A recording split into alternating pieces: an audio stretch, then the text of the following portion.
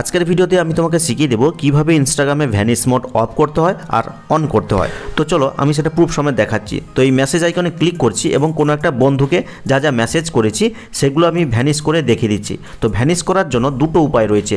সর্বপ্রথম কি উপায়, দেখো এই যে চ্যাট করেছি এখানে লাস্ট পর্যন্ত চ্যাট হয়েছে।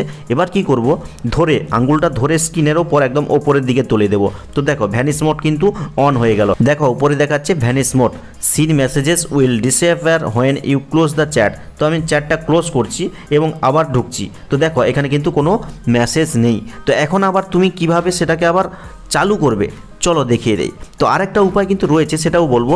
তো চালু করার জন্য আবার কি করবে, ঠিক একইভাবে তুমি আঙুলটা স্ক্রিনের ওপর নিচে রেখে আবার ওপরের দিকে তুলবে। তো দেখো আবার কিন্তু সেটা আবার চালু হয়ে গেল এবং সমস্ত চ্যাট হিস্টোরি কিন্তু এখানে আবার চলে এসছে এবং তুমি যেই বন্ধুটার সাথে চ্যাট করেছো সেও কিন্তু সমস্ত মেসেজ, ফটো, ভিডিও সব কিছু দেখতে পাবে। তো এখন এই আঙুল এদিক ওদিক না করে আরেকটা উপায়ও কিন্তু ভ্যানিশ মোড অন করা যায় যে কোনো বন্ধুর সাথে।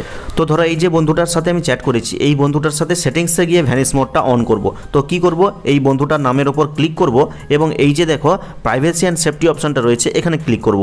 ক্লিক করলে দেখো এখানে একটা অপশন রয়েছে ভ্যানিশ মোড, যেটা কিন্তু অফ রয়েছে। কি করব, জাস্ট অন করে দেব।